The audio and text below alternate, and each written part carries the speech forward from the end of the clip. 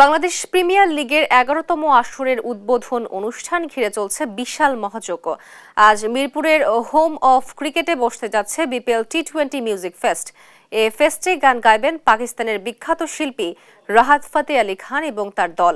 সঙ্গে আছেন বাংলাদেশের জনপ্রিয় শিল্পীরাও।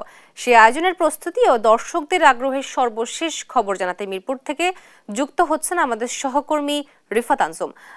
রিফাত, কখন শুরু হবে এই আয়োজন এবং দর্শকদের মধ্যে উৎসাহ কেমন দেখছেন জানাবেন? তো আসলে আপনি যেমনটা বলছিলেন যে বিপিএল এ যে উন্মাদনা সেটা কিন্তু আজ থেকে শুরু হচ্ছে। আমি এখন মিরপুর স্টেডিয়ামে রয়েছি, স্টেডিয়ামের সংলগ্ন যে রাস্তাটা সেখানে রয়েছি।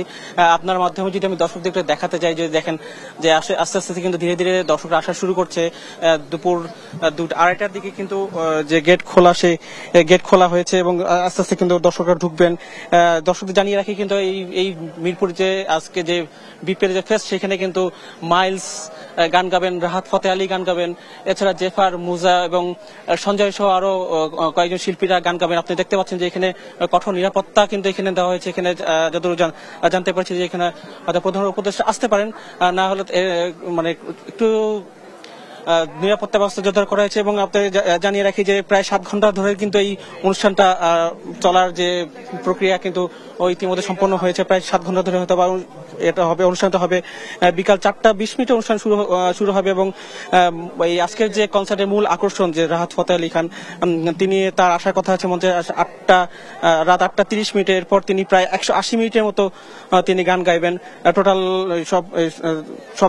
সবকিছু মিলিয়ে দেখা যাচ্ছে দর্শকরা এখানে যেহেতু এটা মূল ফটক, এখান থেকে কিন্তু খুব একটা ভিড় লক্ষ্য করা যাচ্ছে না। এরপরে এছাড়া আশেপাশে যে গেটগুলো রয়েছে সেই গেটে কিন্তু ইতিমধ্যে আমি দেখেছি যে দর্শকদের ভিড়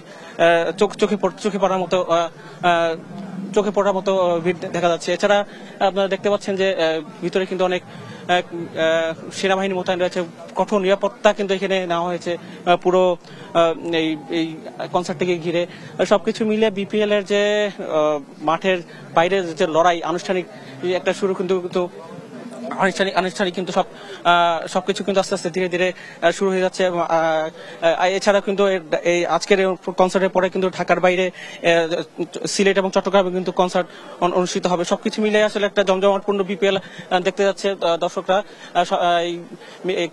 বিকাল 4:20 অনুষ্ঠান শুরু হওয়ার কথা রয়েছে, কনসার্ট শুরুর কথা হয়েছে। এরপরে কনসার্ট শুরু হলে বাকি তথ্যরা আপনাকে জানিয়ে দিতে পারবো। তো হ্যাঁ, আপনাকে ধন্যবাদ রিফাত।